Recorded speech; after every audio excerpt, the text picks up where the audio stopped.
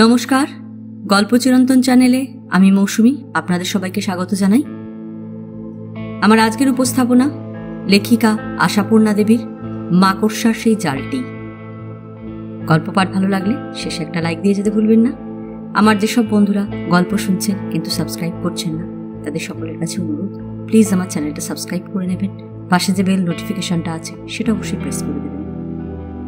আজ শোনাব লেখিকা আশাপূর্ণা দেবীর মাকড়সার সেই জালটি। বাথরুম থেকে উঠে সবে পুরুষে মাজন লাগিয়েছে।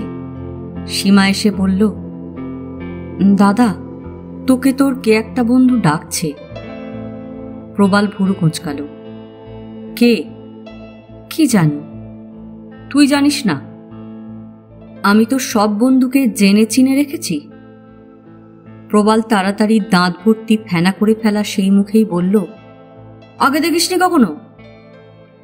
কে জানে, দেখলেই কি মনে ছবি রাখতে হবে নাকি? কেবল বাকতাল্লার প্যাঁচ। সেদিন নান্টুদা কি বলে গেল মনে আছে? সীমা একটু তাকালো, তারপর অগ্রাহ্যের গলায় বলল, তোর নান্টুদা তো হাজারখানেক কথা বলে গেছে। তার মধ্যে এ কথাটা বলেনি, অসময় আচমকা কেউ ডাকতে আসলে চট করে বেরিয়ে যাসনি, জেনে নিবি লোকটা চেনা না অচেনা। ও বলেছিল বটে। সীমা মনে মনে একটু হাসল। যে ডাকতে এসেছে সে মোটেই সীমার অচেনা নয়, কিন্তু সীমা যে তার দাদার সমস্ত বন্ধুগুলোকে প্রত্যক্ষে এবং অপ্রত্যক্ষেও দেখে দেখে চিনে রেখে বসে আছে, এ সত্যটা সহজে হাস করতে রাজি নয়।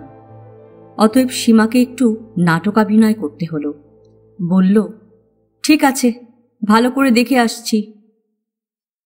ডাকনদার বন্ধুটি বাড়ির সামনে খোলা জায়গাটায় অস্থিরভাবে ভিতরের দিকে তাকাচ্ছিল।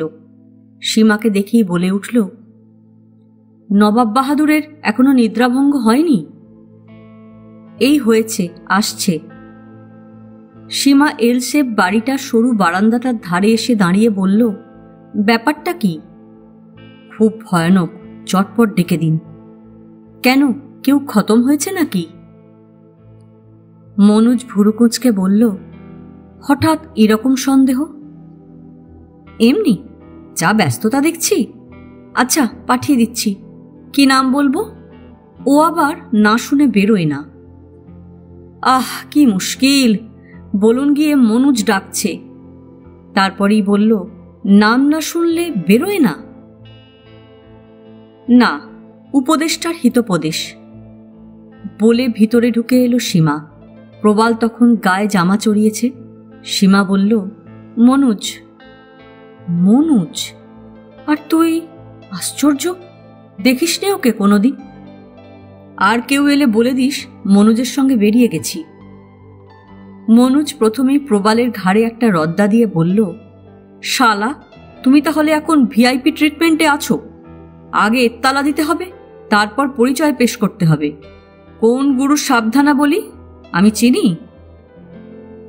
আরে তুই কি করে চিনবি? আত্মীয়, পিস্তুত দাদা। কোন লাইনের? লাইন ফাইন কিছু না, চিরকেরে সব জানতা, সকলকে জ্ঞান দেওয়াই ওর পেশা। তোর ব্যাপারটা কি? বলছি, কিন্তু তার আগে জিজ্ঞেস করি, তোর বোন কেন? মেয়েটা তোর বোন তো? হ্যাঁ হ্যাঁ। নাম কি? সীমারেখা। সীমারেখা? জব্বর নাম তো। ওই সীমারেখাটি হঠাৎ প্রশ্ন করল কেন? এত ব্যস্ত হয়ে ডাকতে এসেছেন যে কেউ খতম হয়েছে নাকি? প্রবাল থমকে বলল, এই কথা বলেছে? বললেন তো। আপনি আগে রাখ। ও তোকে চেনে না, জানে না, হঠাৎ এরকম জিজ্ঞেস করল। তাই তো দেখলাম, তাই ভাবছি তুই কি তাহলে আগেই দেখেছিস? কি দেখেছি? হ্যাঁ, খুলে বলতো। হাঁটতে হাঁটতেই কথা এসে পড়েছে বাস রাস্তার কাছে। সাগরের বউটা গায়ে কেরোসিন ঢেলেছে। সাগরের বউ? প্রবাল হতভম্ব হয়ে বলে, মানে এই সেদিন যাকে বিয়ে করলো সাগর? তো তাছাড়া আর কটা বউ আছে সাগরের? উঠে আয় বাসে, আর একটা কথাও নয়। সাগরের বাড়ি বেশি দূর নয়, তবু এসে দেখল সাগর, তার দাদা আর বোধহয় আরও কেউ কেউ সেই বউটাকে নিয়ে হাসপাতালে চলে গেছে। কোন হাসপাতালে সেটা বাড়ির অন্যজনের কাছে জেনে নিল। অনেক লোক আছে সাগরদের বাড়ি। সবাইকে চেনে না এরা, শুধু ওর দাদা সুধাকরকে চেনে। যে বলল সে বোধহয় সাগরের বৌদি। বলল, জানি না কোন হাসপাতালে জায়গা পাবে, গেছে তো শম্ভুনাথে যাচ্ছি বলে। এর বেশি আর প্রশ্ন করা যায় না, করলেও ঠিকমতো উত্তর পাওয়া যাবে কিনা বলা যায় না। বাড়ির এখন কেউ সহজে মুখ খুলবে না। তবু প্রবাল জিজ্ঞাসা না করে পারল না, মারা গেছে? না বোধহয়, জানি না। আপনারা হাসপাতালে যাবেন তো? যান না, আমি কি করে বলবো। ঢুকে গেলেন মহিলা বাড়ির মধ্যে। দরজায় ছিটকিনি লাগানোর শব্দ পাওয়া গেল। রাগে দুঃখে ভয় কাঁপছেন মহিলা। এক্ষুনি হয়তো পুলিশের লোক আসবে। সকল কাণ্ডের নায়িকা শাশুড়িয়া যাকে হাতে পেলে কি আর চালান না দিয়ে ছাড়বে? অথচ ওই ফুটফুটে আর ছোট্ট একটুখানি মাপের মেয়েটাকে সে যথেষ্ট মায়া মমতা করেছে। ঘটনাটা রহস্য। প্রবালও ভাবছিল, হঠাৎ কি ঘটল? সেই ছোটখাটো গড়নের সুন্দর বউটা, বন্ধুরা সবাই যার নামকরণ করেছিল পাকা টোপা কুল। সাগরের বিয়েটার কথা মনে পড়ছে। এই তো সেদিন, বোধহয় পুরো 2 বছরের কথাও নয়। সাগর এসে বলল, দেখ, ভারী ফ্যাসাদে পড়ে গেছি। কি হয়েছে? আরে ধ্যাৎ, বুদ্ধুর মতো একখানা প্রেম ফ্রেম করে মরেছি। তার মানে? বলেছিল প্রবালী। সাগর বলেছিল, মানেটা শালা আমি নিজেই তো বুঝতে পারছি না। সেও একেবারে ঝুলে পড়েছে। পেলি কোথায় তাকে?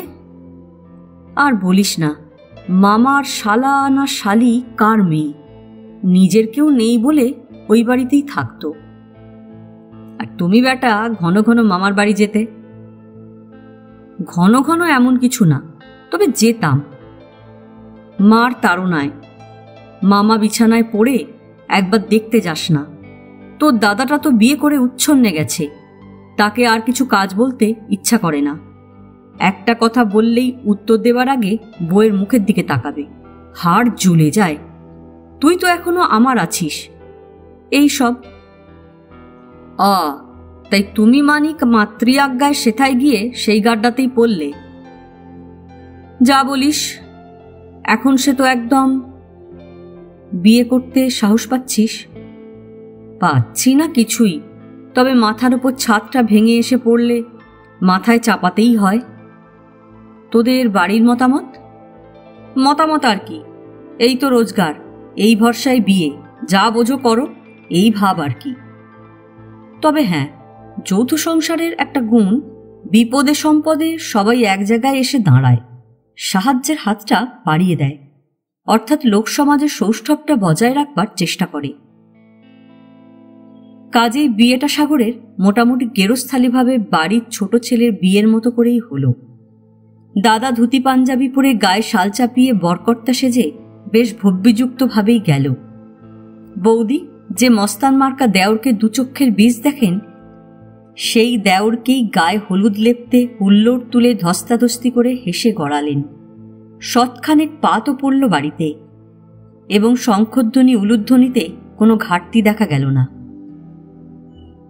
সাগরের বিয়ের বৌভাতের নেমন্তন্ন খেয়ে গিয়েছিল তার যে কজন বন্ধু, তাদের মধ্যে প্রবল, মনোজ, তাপস ছিল। বউটাকে দেখে কেন কে জানে প্রবালের ভারী ভালো লেগে গিয়েছিল। খাঁদা বোঁচা, গোল গাল, ফুলো ফুলো, টুকটুকে ফর্সা মুখ, আর ভারী সরল দুটি বৃহতাকার চোখ। হাত দুটো যেন বাচ্চাদের মতো গোলগাল, অথচ নাকি আশ্রয়দাত্রীর সংসারে জুতো সেলাই থেকে চণ্ডীপাঠ সব করতে এসেছে। এই নেহাত বাচ্চা বাচ্চা ভাব মেয়েটা কি করে অমন ঝুলে পড়া হয়ে প্রেমে পড়ল, এই ভেবেই সেদিন আশ্চর্য হয়ে গিয়েছিল প্রবাল। তবু সে তো মানানো যায়, ছেলেবেলা থেকে দেখছে সাগরকে, এবং অবশ্যই সহানুভূতির চোখটাকেও দেখেছে। কিন্তু আজকের ঘটনাটা? আশ্চর্য হওয়া বললে তো কিছুই হয় না। যাকে শুদ্ধ ভাষায় বলে বিস্ময়ে হতবাক। তাই হয়ে গেছে প্রবাল। সেই পুতুলপাড়া মেয়েটা গায়ে কেরোসিন ঢেলে পুড়ে মরবার সাহস অর্জন করল। ঘটনার নেপথ্যে কি রয়েছে? মনোজ বলল, দেরি করে কি হবে, চলে চল, এতক্ষণে হয়তো হয়েই গেছে। বলা যায় না, বেঁচে যেতেও পারে। বললি তো, সাগর যখন তোকে ছুটে ডাকতে এসেছে তখন আগুন নিভিয়ে ফেলা হয়েছে। চল তবে, কিন্তু এখন কত কাঠখড় পুড়বে, ডেড বডি বার করতে হাড় হলুদ হয়ে যাবে। চোখে দেখছে পুড়ে মরেছে, তবু লাশ কাটা ঘরে নিয়ে গিয়ে কাটাছেঁড়া করবে, তারপর পুলিশ গিয়ে বাড়ির লোকদের অ্যারেস্ট করবে। প্রবাল একটা নিঃশ্বাস ফেলল।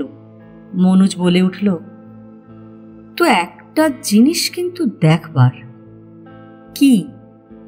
যেমন তেমন বোকা হাবা মেয়েও হোল ফ্যামিলিটাকে নাস্তানাবুদ করে ছাড়তে পারে। প্রবাল ভাবল, সেই ক্যাপাসিটিটুকু দেখাতেই কি সাগরের ওই বোকা বোকা পুতুল পুতুল বউটা, নাকি সাগরের ব্যবহারে? সাগরের একটা দোষ, বড় রগ জটা।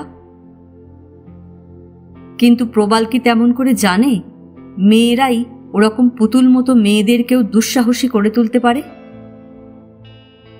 সাগর ভাবতে পারবে তার যে মা বড়লোকের মেয়ে বড় বউয়ের কাছে নিরীহ হয়ে থাকলেও ওই সহায় সম্বলহীন নিতান্তই কৃপাপ্রার্থী হয়ে আসা ওই ছোট বউটার কাছে অন্য মূর্তি? তাকে যে উঠতে বসতে খোঁটা না দিয়ে জল গ্রহণ করেন না, সে শুধু একজোড়া শাঁকা হাতে এ বাড়ি এসে ঢুকে পড়েছে বলে। মাঝে মাঝে অনধিকার প্রবেশের মতো, যেন তার অবোধ অজ্ঞান ছোট ছেলেটাকে ভুলিয়ে বালিয়ে ওই ভিজে বেড়াল মেয়েটি বিনা টিকিটে এ বাড়িতে এসে জবরদখল করে বসেছে। মাঝে মাঝে সাগরের দিদি এসে মার জ্ঞানচক্ষু খুলে দিয়ে যেত। তুমি তো ভেবে আহ্লাদে আছো, যাগ্গে বাবা, তবু তো বাউন্ডুলে ছেলেটা বিয়ে করে ঘরবাসী হয়েছে। বলি, বিয়ে কি আর হতো না সাগরের? তা বলে এই রকম কানাকড়ি দিয়ে এই ঠকানোটি ঠকিয়েছে। বাপু, তোমারই ভাজ আমাদের মামিটি, নিজের ঘাড়ের জঞ্জালটি তোমার ঘাড়ে ঝেড়েছেন। ছি, 4খানা মাত্র শাড়ি দিয়ে মেয়ে পাঠিয়ে দিয়েছে, সাগরটাকে টুকটাক করেছিল নির্ঘাত। কি তুচ্ছ বস্তু নিয়েই এত উত্তেজনা, এত আক্রোশ, এত নিষ্ঠুরতা, মমতাহীনতা। মেয়েরাই মেয়েদের এই শাস্তির কারণ। সমাজ পুরুষ শাসিত বলে অবশ্যই মেয়েরা এখনো মুক্তিহীন, কিন্তু তাদের নিজেদের মধ্যেই কি এই মুক্তির স্বরূপবোধ আছে? তারা যদি স্বজাতির প্রতি সহানুভূতিশীল হতো, স্বজাতি সম্পর্কে চিন্তা ভাবনা করতে শিখত, একতাই শক্তি এই বুদ্ধিটাকে গ্রহণ করত, তাহলে হয়তো সমাজের চেহারা অন্যরকম হতো। কিন্তু মেয়েদের মধ্যে সে উদারতার বালাই কোথায়? এক মেয়ে অনায়াসেই একটা অসহায়ের মেয়ের মুখের ওপর বলতে পারে, আমি হলে এমন অবস্থায় গলায় দড়ি দিতাম, বিষ খেতাম, গায়ে আগুন ধরাতাম। বলেছিল সাগরের দাদার বউ। তো বলতে পারা যাবে না হিংস্রতায় বলেছিল, বরং বলা যায় সহানুভূতিতে বিগলিত হয়েই বলেছিল। বাবা, মা ঠাকুরজি দেওয়া থাওয়া নিয়ে আর গয়না কাপড় নিয়ে যা খোঁটা দেন তোকে, উফ, তুই ভাই ভালো মানুষ, তাই মুখ বুজে সয়ে যাস, আমি হলে। কিন্তু এই ইতিহাস তো অনুদ্ঘাটিত। প্রবালরা ফিরল অনেক রাত্রে। মনুজ ওর সঙ্গে এসেছে। প্রবাল বলেছে, তুই এই রাত্রিরে এখন এইভাবে বরানগরে ফিরবি? আমাদের এখানে অন্তত একটু স্নান সেরে চা টা খেয়ে তবে যা। ভেতরে এসে বলল, এই সীমা, বাবা কোথায় রে? বাবার আজ গুরুমঠে গুরু পূর্ণিমা উৎসব, সেখানে ভোজ কীর্তন। কত রাতে ফেরে অথবা না ফেরে বলা যায় না। ওই এক গুরুতে ভর করেছে বাবাকে, হঠাৎ এত বাড়াবাড়ি। সীমা ঝংকার দিয়ে বলে, তা একটা কিছু তো ভর করবেই মানুষকে। যতদিন গিন্নি ছিল তিনি দণ্ডমুণ্ডের কর্তা হয়ে ভর করে থাকত। তিনি সরে পড়া যাবৎ গুরুর চরণে গিয়ে আছড়ে পড়েছে। তো তোদেরই কি বাকি কেউ না কেউ একটা ভর করে আছে কি না? আমাদের ওপর আবার কে ভর করে আছে রে? কেন, বন্ধু সমাজ? হিহি করে হাসে সীমা। বন্ধুরাই তোদের নিয়ন্তা। বন্ধু গুরু, বন্ধু ইষ্ট, বন্ধু সারাত সার। কি যে রাজকার্য তোদের, তোরাই জানিস। বন্ধু ডাকলে বাঁশির তালে রাধার মতো। মেলা ফ্যাচ ফ্যাচ করিস না বলছি। ফ্যাচ ফ্যাচ আবার কি? সেই যে সকালবেলায় বেরিয়ে গেলি, এই এখন রাত 9টায় ফিরলি। বলে যাইনি কখন ফিরতে পারবো জানি না? তা তো বলেছিলি, কিন্তু রাজকার্যটা কি তো বলে যাসনি। সীমা, এখন মেজাজ ফেজাজ খারাপ হয়ে আছে। বেশি বকবক করিস না। চটপট একটু চায়ের জল চড়া। আর আমার সঙ্গে আরেকজন এসেছে, সে চান করে নেবে। জল ফল আছে তো? একজন যে এসেছে সে বার্তা আগেই জানা হয়ে গেছে তার, এবং সে যে সকালের সেই বন্ধুটি তাও দেখেছে। তবু মুচকি হেসে বলল, একজন মানে বন্ধু? হ্যাঁ হ্যাঁ বন্ধু, না তো কি শত্রু? যাকগে, বাবা বাড়ি নেই একরকম ভালো, থাকলেই তো কেন কি বৃত্তান্ত জবাব দিতে হতো। যাই আমি, চট করে চানটা সেরে নি। পারিস তো ওর জন্য কিছু খাবার টাবার? ওটা কে? নাম নেই? নাম নিয়ে তোর কি লাভ? নাম মনুজ, মনুজ বোস। সীমা দাদার পিছু পিছু বাথরুমের বরাবর এসে বলে, বাবা বাড়ি নেই, জবাব দেবারও দায় নেই। তো এটুকু কি জিজ্ঞেস করতে পারি, মন মেজাজ এত খারাপ কিসে? হলোটা কি? এই বোনটা ছাড়া বলার লোকও তো আর নেই বাড়িতে। মা গিয়ে এই একটা অসুবিধে হয়ে গেছে। প্রবাল বাথরুমে ঢুকতে গিয়েও ফিরে দাঁড়িয়ে বলে, সাগরকে তো দেখেছিস? তা দেখেছি, বিয়ের নেমন্তন্ন করতে এসেছিল তোকে, আমায়। সামনের দিকে বোকার মতো বলে ফেলেছিল আপনিও যাবেন। কেন, কি হয়েছে সেই সাগরের? সীমার স্বরে একটু উদ্বেগ। প্রবাল বলল, সাগরের সেই বউটা গায়ে কেরোসিন ঢেলে। হ্যাঁ, এসে বলছি, ভীষণ গরম লাগছে, মাথায় জল না ঢেলে। দরজাটা বন্ধ করে দিল। সীমা কিছুক্ষণ স্তব্ধ হয়ে দাঁড়িয়ে থাকল। ওই বউটা সম্পর্কে দাদার বেশ একটু আগ্রহ ভাবছিল। কোণে দেখে এসে বলেছিল, ঠিক যেন একটা খাঁদা বোঁচা ভাবশূন্য ডলি পুতুল রে। ওই মেয়ে যে কি করে প্রেমে পড়ে সাগরটাকে লটকালো।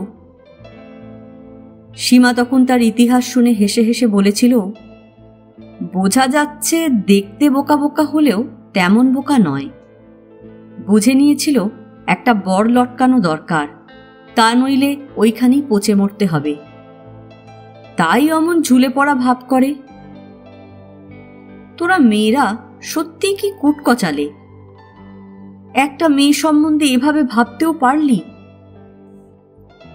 ভেবে ভেবে ভাবতে হলো নাকি? আর শীতে ছায়া পড়ার মতোই তো বুঝে ফেলা যায়। দাদা বলেছিল, দেখলে অমন বলতিস না। তারপর মাঝে মাঝে এসে বলতো দাদা, সাগরের বউয়ের হাতে চা খেয়ে এলাম, চা ভালোই করে।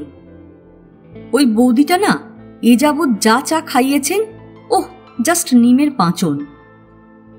সীমা বলেছে, তবু তো খাইয়েছে। একটা বেকার বাউন্ডুলের দেওরের বন্ধু গোষ্ঠীকে চা সাপ্লাই করাই তো যথেষ্ট মহানুভবতা। তোরা মেয়েরাই মেয়েদের ভালো চিনিস। বাহ, তা চিনব না? সাগরের বউটা দেখতে ছোটখাটো, রান্না টান্না নাকি খুব ভালোই করে। তাও খেয়ে এসেছিস নাকি? প্রবাল বলেছে, ধ্যাৎ, তা নয়। সাগর বলে, ওর ওপরেই নাকি দুবেলা রান্না টান্নার ভার চাপিয়েছিল সাগরের মা। এমন অদ্ভুত বিচার। সাগর সংসারে বেশি টাকা দিতে পারে না, তোমার উচিত সংসারে বেশি খাটা। সীমা হেসে গড়িয়ে পড়েছিল, ঠিকই তো, ন্যায্য বিচার। সাগর বেশি টাকা দিতে পারে না, সে দোষটা ওর? নিশ্চয়ই, অর্ধাঙ্গিনী বলে কথা। সীমা হাসত, লক্ষ্য করত দাদা যেন বেশ দুঃখিত। তার মানে বউটার জন্য প্রবালের মধ্যে একটু সহানুভূতি ছিল। ওইভাবে মরে গেল, ইস। সীমা মনোজের কাছে এসে দাঁড়ালো, বলল, একটা খুব খারাপ খবর শুনলাম। কই, সকালে তো সে কথা বললেন না। তখন আর কি বলবো, নিজেই ভালো জানি না, জাস্ট একটা খবর পেয়ে। সঙ্গে সঙ্গে মারা গেছিল? না, সারাদিন বেঁচেই ছিল, চেষ্টা চালানো হয়েছে, সবই বৃথা হলো। সীমা বলে ওঠে, ভাগ্যিস। ভাগ্যিস মানে? কোনটা ভাগ্যিস? মানে ভাগ্যিস বৃথা হলো অর্থাৎ? আপনার কথাটা তো ঠিক বুঝতে পারলাম না। কি আশ্চর্য, না বোঝার কি আছে? ওই আধ পোড়া হয়ে বেঁচে উঠে কি সুখ হতো ওর, বাকি জীবনটা পোড়া ছাড়া আর কি। মনোজ দুঃখিতভাবে বলে, তাহলেও একটা মানুষের প্রাণ, আর আপনি মেয়ে হয়েই তো দিব্য জ্ঞান। একটা মানুষের প্রাণ, সে মানুষটা তো মেয়ে। দৈনিক কাগজের খবরে দেখতে পান না সেই প্রাণের মূল্য কতটুকু? গড়ে বছরে কটা মেয়ে অপঘাতে মরে দেখেন তো? তা তো দেখছি, একটু বিমনাভাবে বলে মনোজ। দেখেন, তবু ভালো, কিন্তু তার বদলে কজনের ফাঁসি হয়? মনোজ বলে, আসলে মানে? আসল আর মানে বলে কিছু নেই, হয় না। খুনের বদলে ফাঁসি হয় না, তার মানে সেটা জজ সাহেবের কাছে বাহুল্য বলে মনে হয়। তুচ্ছ একটা মেয়ে ছেলের প্রাণের বিনিময়ে একটা পুরুষের প্রাণ, তা কি হয়? মনোজ বলে ওঠে, আপনি এইসব নিয়ে খুব ভাবেন, তাই না? খুব কিছুই না, রাত দিন চোখের ওপর যা ঘটছে তাই দেখি এই পর্যন্ত। ওই দাদা ডাক দিচ্ছে, যান, আপনি বোধহয় চান করবেন। সেই তো, প্রবলটা এমন ফ্যাসাদ বাঁধালো, চলে যাচ্ছিলাম, জোর করে টেনে আনলো। বন্ধু বন্ধুর জন্য এটুকু করতে পারে না? তা নয়, মানে আপনাকে আবার ব্যস্ত করা। আপনার সৌজন্য জ্ঞানটি খুব জোরালো তো। যাক, ব্যস্তই যখন করে ফেলেছেন, তখন আর ফেরার জন্যে অধিক ব্যস্ত হবেন না। দয়া করে গরিবের রান্নাঘরের দুখানা রুটি তরকারি খেয়ে যাবেন। এই সেরেছে, শুধু চাই তো যথেষ্ট ছিল, আবার ওই সব। এখন আবার নতুন করে আপনাকে। নতুন করে কিছু করতে হবে না, সীমা বলে।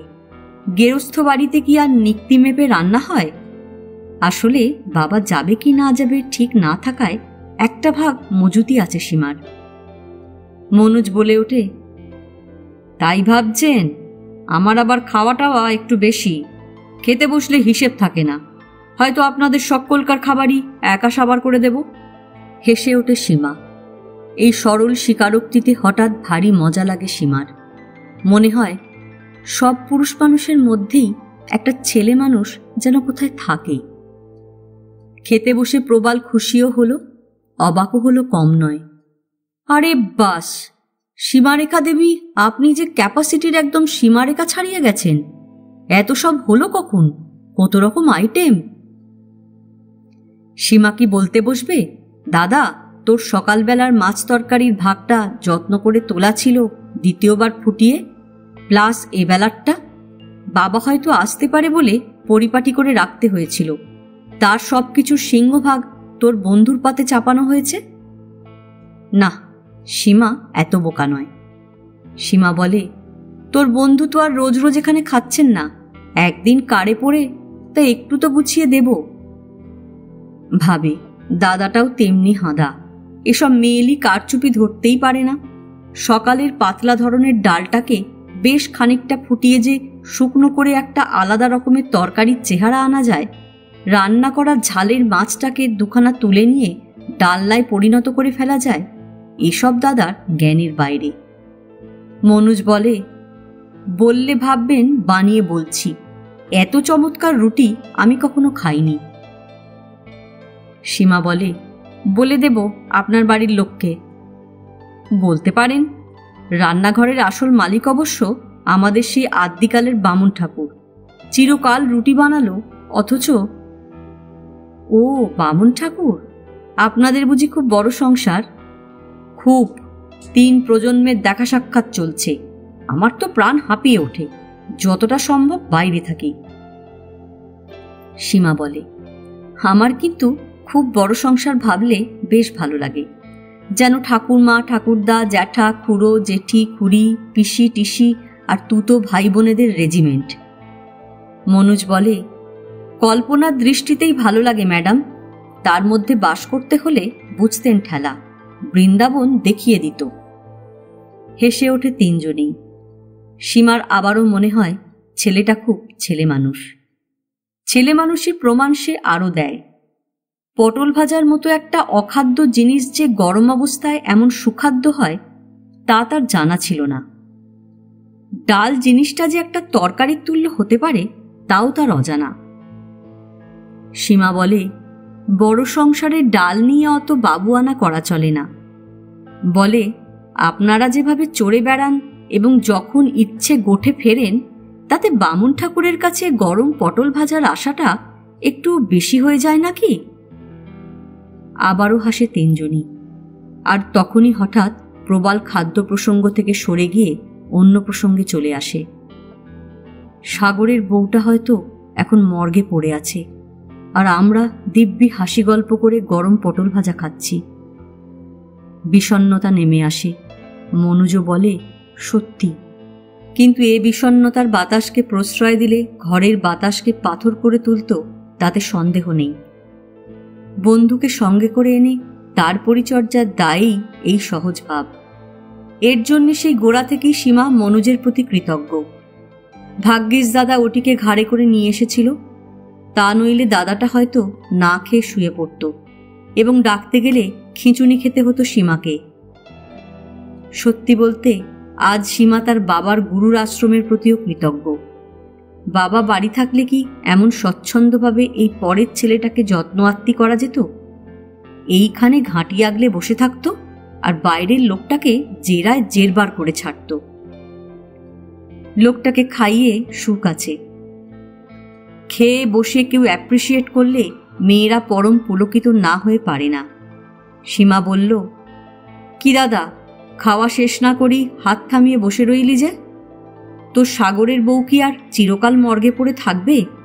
কোনো এক সময় সেখান থেকে উঠে এসে চিতায় উঠবে। ভাবনা বরং সাগরের মায়ের জন্যে। শাশুড়ির তো রেহাই নেই, অবশ্যই ধরে রাখবে না, কাউকেই ছেড়ে দেবে। সাধারণত তো তাই দেখা যায়। খুব তোড়জোড় করে অ্যারেস্ট করা, তারপর জামিনে খালাস, তারপর কে আর কার কড়িধারে। হয়তো ওই মহিলা আবার তার পরবর্তী ছেলের বিয়ের সময় পণের দাবিতে কনের বাবার চোখে সর্ষে ফুল ফোটাবেন, আর মনের মতন ঠিক না হলে তার মেয়েকে তুচ্ছ কিছু জিনিসপত্র।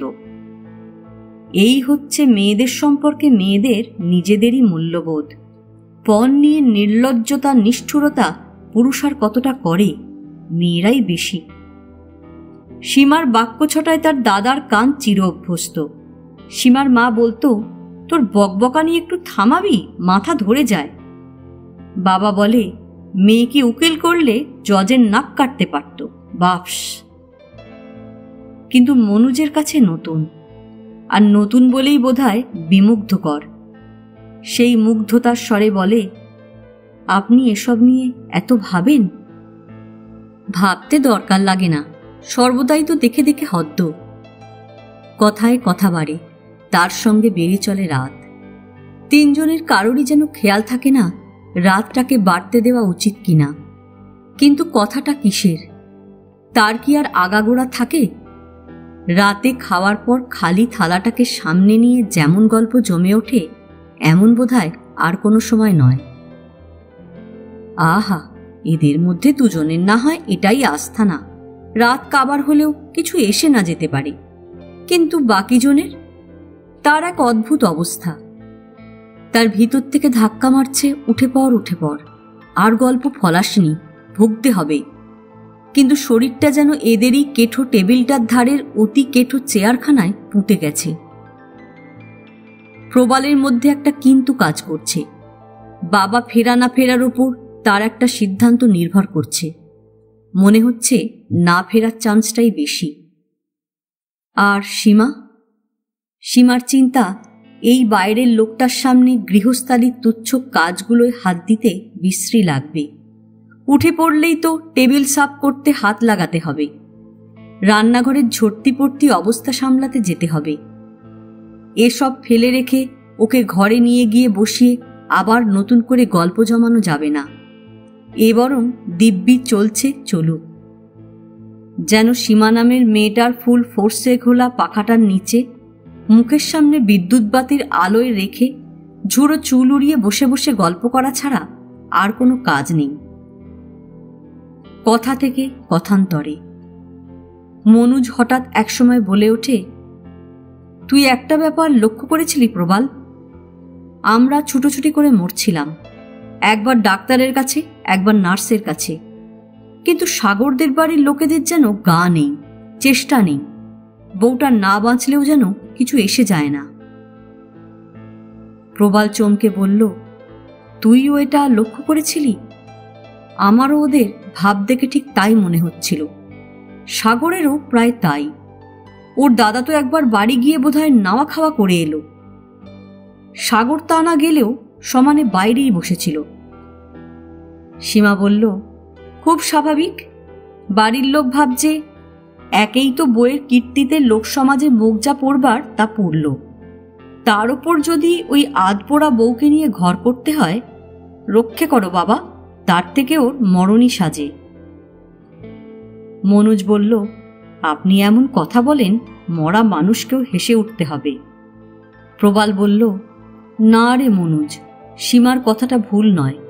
সাগর তো একসময় আমায় বলেই ফেলেছিল, ওর আর বেঁচে উঠে লাভ কি, সুখ বলতে তো কিছুই ছিল না। বললাম, তার মানে তোর না প্রেমে পড়াবো, তুই কি? ও বলল, আমার তো নিজের তেমন ক্ষমতা ছিল না ভাই যে ওকে আলাদা করে সুখে রাখি। মা দিদি সর্বদাই কত সময় আড়ালে কাঁদত। প্রবাল বলল, অথচ আগে, মানে বিয়ে করার আগে ওর কথা শুনে মনে হতো ওর মা বেচারি নেহাতি নিরীহ, বড়লোকের কন্যে বড় বউয়ের দাপটে সর্বদা মনোদুঃখে থাকেন। অথচ তা প্রবালের ধারণা হয়তো ভুল নয়, তাই থাকতেন তিনি, আর মনে মনে ভাবতেন, ऐसा दिन नहीं रहेगा। ভবিষ্যতে কোনো একদিন তার ছোট ছেলে দাঁড়িয়ে পড়ে তাকে প্রতিষ্ঠা দেবে। সেই ছোট ছেলে তার আশার মুখে ছাই দিল, দাঁড়াবার আগেই ভাব ভালোবাসা করে একটা ডোমের চুপড়ি ধোয়া মেয়ে এনে তার ঘাড়ে চাপিয়ে দিল। তাও কোন মেয়ে? তার ভাইয়ের বাড়িতে চিরকাল পড়ে থাকা ভাজের একটা বাপ মা মরা বঞ্ঝি। বড় বৌমা শ্বশুরবাড়ি বেড়াতে গিয়ে যাকে মাসির বাড়ির কাজের মেয়ের তুল্য অবস্থায় দেখে আসছে বরাবর। এতেও যদি তার ধৈর্যচ্যুতি না ঘটে, কিসে ঘটবে? বরফের পুতুল তো আর নন তিনি। ভেতরের অগ্নিজ্বালা প্রকাশ হয়ে পড়বে না? আর সাগরের দিদি, তার অত হৃদয়গত জ্বালা না থাকুক, কাউকে এক হাত নেবার সুযোগ পাওয়াও তো একটা কারণ। বাক্য যন্ত্রণা জিনিসটা মেয়ে যাত্রার কাছে সব থেকে অসহনীয়। যে স্বামী পুত্রের শোক ও সময়ে সহজে সয়ে নিতে পারে না বাক্য জ্বালা। তেমন জ্বালায় জ্বলতে হলে গলায় দড়ি দিতে পারে, বিষ খেতে পারে, গায়ে আগুন ধরাতে পারে, ডুবে মরতে পারে রেল লাইনের তলায় গলা দিতে। অথচ সেই মেয়ে যাত্রায় সুযোগ পেলে অপর এক মেয়েকে যে বাক্য জ্বালা দিতে পারে, তা পুরুষ যাত্রার 14 পুরুষের সাধ্য নয়। সাগরের দিদি একটু সুযোগের সদ্ব্যবহার করত মাত্র। ক্ষমতাবানের বউকে কিছু বলতে সাহসে কুলোয় না, অতএব বড় ভাজকে তোয়াজ করতে ছাড়ে না। সাগরের দিদির মতো মেয়েই তো বেশি, তাই এক অক্ষম পুরুষ সাগর বলেছিল, ওর আর বেঁচে উঠে কি লাভ বল, সুখ বলে তো কিছু ছিল না। সীমা বলে, পুরুষরা এইভাবেই নিজেদের গা বাঁচায়। মনোজ বলে ওঠে, সবাই সমান নয়। এখন তাই ভাবছেন, এই বেড়ালি বনে গেলে বন বেড়াল হয়। আচ্ছা, দেখবেন পরে। সীমা হেসে উঠেছিল। দেখব আমি? কবে, কখন, কোথায়, কোন সূত্রে? অতএব এই ভারাক্রান্ত পরিস্থিতিতেও একটা হাসির দমকা হাওয়া। এইভাবেই আরো রাত হতে থাকে। মাঝে মাঝে ঘড়ি দেখে মনোজ আর প্রবাল, তবু কথা চলে। বাইরে একটা নিশুতি ভাব এসে যায়। এক সময় প্রবাল বলে ওঠে, বাবা কি বলে গিয়েছিল রে সীমা? রাতে মঠেই থাকবে না ফিরবে? স্পষ্ট করে কিছু বলে নাকি? বলতো মা যখন তুলো ধুনত। তবে যে গুরু ভাইটি এসেছিলেন তিনি বলেছিলেন, শুনতে পেলাম। গুরু পূর্ণিমা উপলক্ষে আজ সারা রাত্রি ধরে নাম কীর্তন চলবে। ও, তবে আর কথা নেই, 11:40 হয়ে গেল, আর ফিরছে না। মনোজ, তুইও আর বাস পাচ্ছিস না, এখানেই থেকে যা।